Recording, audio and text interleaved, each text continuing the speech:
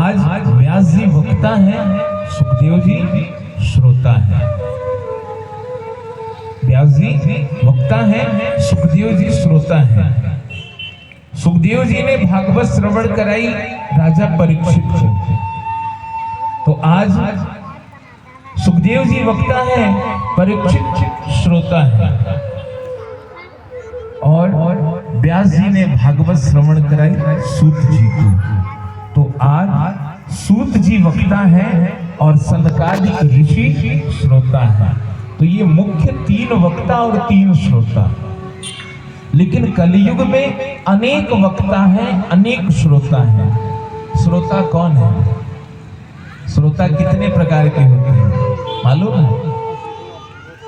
भागवत श्रवण करने के लिए श्रोता कितने प्रकार के होते हैं?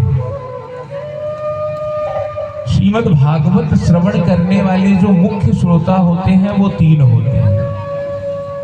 एक श्रोता जो आते हैं, बैठते हैं, भगवान के भजन को श्रवण करते हैं, कथा को श्रवण करते हैं, स्मरण करते हैं, जो उनको धारण करने योग्य बातें रहती हैं उसे वो अपने हृदय में उतारते हैं, और जो अनुपयोगी बातें होती हैं वो उसे छोड़ देते हैं। ये उत्तम कोटि के श्रोता होते हैं। और एक होते हैं श्रोता। जो श्रोता होते हैं ऐसे लोग जिनको घर में घर वाले सोने नहीं देते और बाहर में बाहर वाले सोने नहीं देते। तो ऐसे लोग भी भागवत जी में आते हैं, कुर्सी का किनारा पकड़ते हैं और 4 घंटे आराम से टेक लगा करके सो जाते हैं। आराम से टेक लगा करके सो जाते हैं। ये श्रोता होते हैं। अब इस कलयुग में एक और श्रोता जुड़ गए हैं, इनको कहते हैं श्रोता। हम आपको 3 बता रहे थे, हम चौथे के बारे में भी बताएंगे। एक होते हैं श्रोता, ये आएंगे, बैठेंगे, भागवत जी को सुनेंगे, मन लगा करके सुनेंगे। लेकिन सुनने के बाद में जब यदि उनसे पूछोगे कि भैया आज भागवत में आपने क्या श्रवण किया, तो बोलते हैं गुरुदेव ये 4 घंटे जो आपने यहाँ बकबक की है, ये आपकी बात तो आपके साथ ही रखो। हम तो आए, आनंद लिए, आनंद कंद भगवान के नाम को स्मरण किए, आपकी बात तो आपके पास ही रखो। और ये जो चौथे मुख्य श्रोता होते हैं, श्रोता जानते हैं, जो सुपारी काटने के काम आता है, सुपारी काटने के लिए श्रोता लगता है ना, ये जो है श्रोता होते हैं। भागवत श्रवण करने के लिए आएंगे, बैठेंगे, कथा श्रवण करेंगे और बीच बीच में अपने तो व्यवधान डालेंगे, दूसरे को भी व्यवधान डालेंगे। नहीं, महाराज जी ऐसे कथा सुनाए, महाराज जी को ऐसे सुनानी चाहिए, महाराज जी ने ऐसा कर दिया। बीच में भागवत की कथा में खंडन मंडन करते हैं। ये श्रोता होते हैं, श्रोता, सुपारी काटने वाले। भैया आप आए हैं, बैठिए। वेद व्यास जी की इस व्यास रूपी व्यास गादी पे यदि कोई बैठा है तो क्या वो अपनी बात सुना रहा है? अपनी बात नहीं सुनाते, वो सुनाते हैं ठाकुर जी की बात, कन्हैया जी की बात सुनाते हैं। मनुष्य जीवन में कैसे कल्याण को प्राप्त करे, कैसे सद्गति को प्राप्त करे, उसको बताते हैं। तो अच्छी बात लगे, श्रवण करिए। यदि हमसे कोई मिथ्या हो जाए, गलती हो जाए, हमारी बात यदि समझ में ना आए तो आप हमें रोक करके पूछिए। हमारे भवन में आकर के, कमरे में आकर के आप हमसे विचार करिए।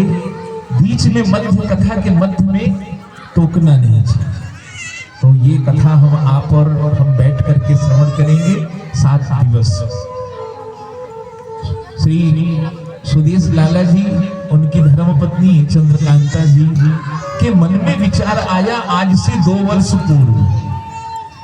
2 वर्ष पूर्व ये विचार आया शांति, मन अस्वस्थ, पितृ मुक्ति, क्या किया जाए? ऐसा कोई छोटा उपाय बताइए। वही हमारे मुखारविंद निकला कि भैया आप एक ही काम करिए, श्रीमद् भागवत श्रवण कर लीजिए। लेकिन जब तक योग नहीं होता तब तक भगवान की भक्ति नहीं मिलती। और आपको हमको यह जान करके अत्यंत हर्ष होगा कि इस देवार पाड़ा मोहल्ले में ये प्रथम भागवत शायद मैदान में हो रही है। प्रथम भागवत ठाकुर जी की कृपा है, और ठाकुर जी जो चाहते हैं वो करवा लेते हैं। हम तो सोचे भी नहीं थे कि प्रथम दिवस ही ये भीड़ जो है भैया, हमारे गुप्ता जी कहाँ हैं? हमारे लाला जी के दत्तक पुत्र हैं मारू भैया हमारे। हमने बोल दिया था कि भाई प्रथम दिवस की भीड़ देख करके अंदाजा लगा लेना कि भीड़ की क्या स्थिति होगी। ये आज प्रथम दिवस है, कल द्वितीय में ये पूरा पंडाल भरा मिलेगा आपको, और तीसरे दिवस में आपको सामने की चांदनी खोलनी पड़ेगी। हम आपको लिख के दे रहे हैं, ठाकुर जी की कृपा है। बोलो वृंदावन बिहारी लाल की। अच्छा, एक बात और है, हम आपको श्रवण कराते हैं, बीच बीच में हम भटक भी जाते हैं, इसलिए हम छोड़ देते हैं। तो अंतिम दिवस में हम आपसे पूछेंगे भी कि 7 दिवस में हमने आपको क्या सुनाया। तो इस बात को आप लोग गांठ लगा लीजिएगा कि महाराज जी कौन सा सवाल कब पूछ लें। तो सवालों को जो है थोड़ा ध्यान पूर्वक स्मरण करके रखिएगा। भागवत के बीच के प्रश्न हम आपसे पूछ सकते हैं कि आपने क्या सुना, क्या नहीं सुना, हमने आपको क्या सुनाया, आपको क्या अच्छा लगा। इस चीज को आप लोग ध्यान लगाएंगे, मन लगा करके श्रवण करेंगे, तभी आपको पता चलेगा। बोलो वृंदावन बिहारी लाल की जय। और एक निवेदन और है कि आज है भागवत जी का महात्मा। अभी हमने ये जाना कि श्रीमद् भागवत का निरूपण कैसे हुआ। वेद व्यास जी महाराज ने 334 अध्याय 18,000 श्लोक में 12 स्कंद में श्रीमद् भागवत की रचना करी। रचना करने के बाद मन में विचार आया कि ये मेरी भागवत को पढ़ेगा कौन, मेरी भागवत को पढ़ेगा कौन। विनती की तो भागवत जी का प्रथम श्लोक क्या है? प्रथम सूत्र, प्रथम श्लोक क्या है? सच्चिदानंद रूपाय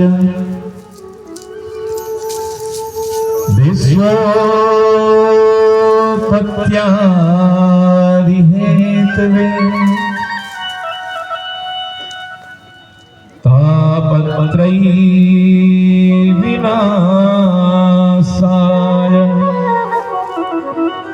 श्री कृष्णाय वयं नमः।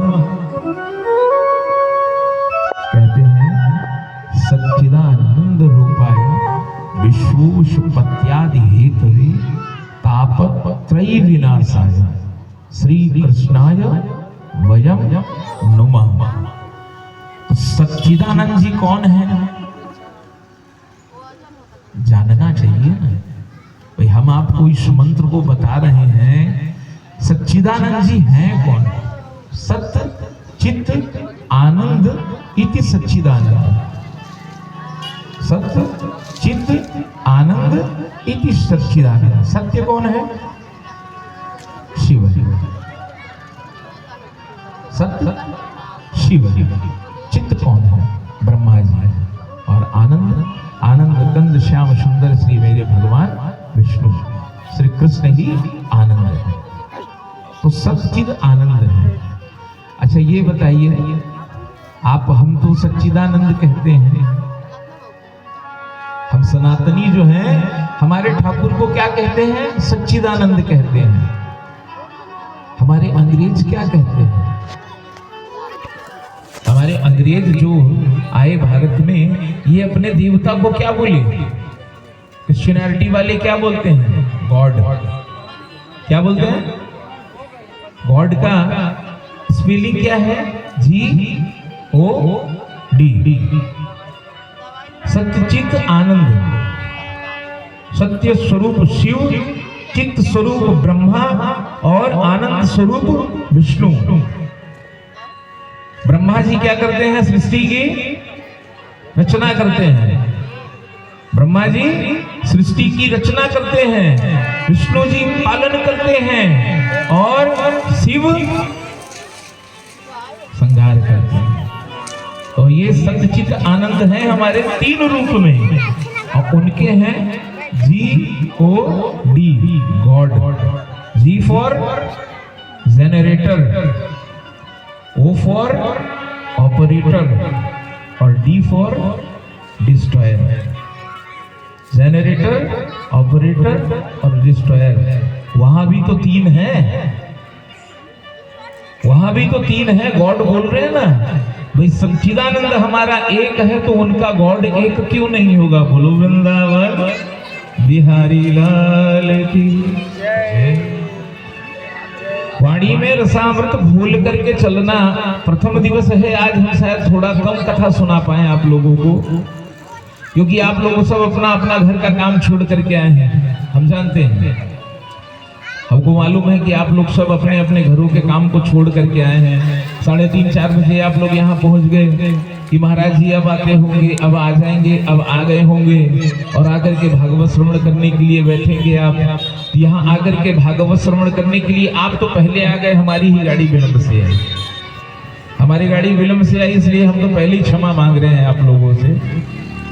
और कल से 3 बजे से आप और हम बैठ जाएंगे। 3 बजे से कथा प्रारंभ हो जाएगी, जो 7 बजे तक चलेगी, ताकि 7 बजे हम आपको छोड़ें तो आप अपने घर जाकर के कुछ कच्ची पक्की बनाएं, रोटी भोजन प्रसाद बने तो ठाकुर जी को आप भी भोग लगाएंगे और आपके घर में भी सब पाएंगे।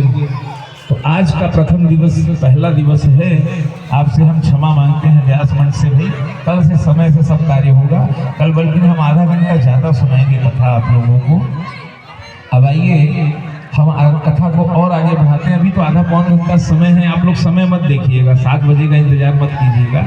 आज यदि 7:30 भी बज जाए तो समय दीजिएगा थोड़ा सा। बोलो वृंदावन बिहारी लाल की जय। व्यास जी महाराज दुखी हो गए, बोले मैंने श्रीमद् भागवत का निर्माण कर दिया, मेरे भागवत का उत्तम वक्ता बनेगा कौन? भागवत के निर्माण करने के लिए आवश्यकता क्यों पड़ी? कलयुग निकट आया। कलयुग जब आया इस धरती पे तो सर्वप्रथम किससे मुलाकात हुई मालूम है? बैल। एक बैल जो 4 पैरों पे खड़ा था, उसके 3 पैर कलयुग ने तोड़ दिए थे। कौन कौन से पैर तोड़ दिए? सत्य, धर्म, दया। 3 पैर कलयुग ने तोड़ दिए। सत्य को तोड़ दिया, धर्म को तोड़ दिया और दया को तोड़ दिया। 4था पैर कलयुग के पास खड़ा था, वो था दान का। दान का 4 पैर में कलयुग टिका हुआ था, बैल जो टिका हुआ था। तो राजा परीक्षित जब वहां पहुंचे हैं तो काल पुरुष से बोले आप ये क्या कर रहे हैं? आप ये क्या कर रहे हैं? परीक्षित जी काल पुरुष को देख करके बोले आप कौन? बोले मैं कलयुग। अच्छा, बोले क्या करने आए हो? बोले अब मेरा राज होगा, अब मेरा राज होगा। द्वापर का अंत, कलयुग का प्रादुर्भाव, कलयुग का प्राकट्य हुआ। और कलयुग ने अपना प्रचंड वेग दिखाना प्रारंभ शुरुआत की तो सत्य को खत्म किया, धर्म को खत्म किया, दया को खत्म कर दिया, दान छोड़ करके रखा था। राजा परीक्षित बोले अभी हम हैं, अभी आपका आगमन नहीं हो सकता। बोले आगमन तो हो गया है, मुझे स्थान दीजिए। तो राजा परीक्षित ने कलयुग को स्थान दिया। राजा परीक्षित ने कलयुग को स्थान दिया। कौन कौन सा स्थान दिया जानते हैं? सबसे पहला स्थान दिया कि आप चले जाओ मदिरालय में। कहाँ पे? मदिरालय में। कलयुग बोला वो बुरी जगह है, हम नहीं जाएंगे। मदिरालय में तो मदिरा पीने वाले आते हैं, वहां कोई हरि संकीर्तन नहीं करता, कोई गान नहीं करता, वो तो केवल अपने मत्सर में लगे रहते हैं। बोले अच्छा, तो बोले कलयुग ने कहा मुझे कोई और अच्छी जगह स्थान दीजिए। बोले मदिरालय अच्छा नहीं लगा, बोले वो उचित नहीं है। फिर उनको भेज दिए हैं द्यूत क्रीड़ागृह, जहां जुआ खेला जाता है। कलयुग बोला हम वहां भी नहीं जाएंगे, द्यूत क्रीड़ागृह में भी नहीं जाएंगे, कोई और अच्छी जगह हमको भेजो जहां हमारा सत्संग हो। बोले अब सत्संग के लायक तुम्हारे लायक उपयुक्त स्थान कहां से लाए? वैश्यालय में भेज दिए। बोले वो तो और गंदी जगह है, वहां भी नहीं जाना। बोले कोई अच्छी सी जगह दो हमको जहां हमारा निवास हो सके। राजा परीक्षित जी ने सोचा, बोले आप भैया एक काम करो, कलयुग में सोने में वास करो। सोना जानते हैं? स्वर्ण, स्वर्ण में वास करा दिया। आज कलयुग में सोना 1,34,000 40,000 रुपए तोला। बोलो वृंदावन बिहारी लाल की। ये कलयुग का प्रभाव है, ये विशेष कलयुग का प्रभाव है।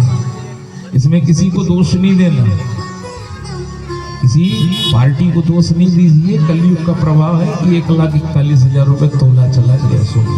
आपका हमारा काम नहीं है। स्वर्ण में स्थान मांगे,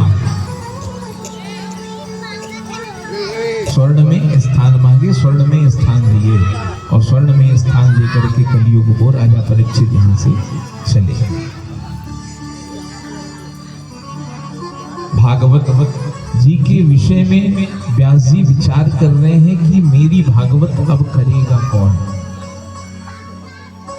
इसी समय नारद जी का आगमन यहां होता है, नारद जी का आगमन होता है। और नारद जी जब आते हैं तो आकर के पूछते हैं कि व्यास जी बड़े दुखी लग रहे हैं, व्यास जी आप बड़े दुखी लग रहे हैं, द्विजोत्तम उत्तर दो। व्यास जी बताए, बोले मैंने श्रीमद् भागवत की रचना की, लेकिन इस भागवत को अध्ययन कौन करेगा, पढ़ेगा कौन? बोले आपने रचना की है, बहुत अच्छी रचना की, इसको पढ़ने वाला भी हो चुका है। कौन है? बोले मेरे तो ना संतान न संतति, मेरे तो कोई संतति नहीं है, मेरी भागवत को श्रवण पढ़ेगा कौन आगे चल के, मेरे बाद इस भागवत को कौन चलाएगा? नारद जी बोले ऐसा है, राधे रानी आपके ऊपर विशेष कृपा करेंगे, राधा रानी आपके ऊपर विशेष कृपा करेंगे। राधा रानी की कृपा कैसे होगी? राधा रानी के पास में एक सुख जी है, सुख जी तोता, सुख जी है तोता। ये तोता बैठे राधा रानी के पास में, राधा रानी इनको सब चीज सिखा रही है। सुख को सिखाते हैं तो सुख बोलता है, सुख को राधा रानी सिखाए, बोले बोलो कृष्ण, तो सुख बोले कृष्ण, सुख को बोले बोले बोले माधव, तो बोले माधव, बोले गोविंद, सुख बोले गोविंद, तो बोले नारायण, सुख बोले नारायण। इतने नामों का संकीर्तन करा दिया। कौन कौन सा? श्री कृष्ण गोविंद हरे मुरारे, हे नाथ नारायण वासुदेवा। श्री कृष्ण गोविंद हरे मुरारे, हे नाथ नारायण वासुदेवा।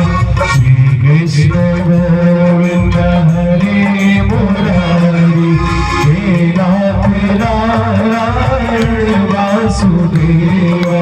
हे नाथ नारायण वासुदेवा, हे नाथ नारायण वासुदेवा, हे नाथ नारायण वासुदेवा।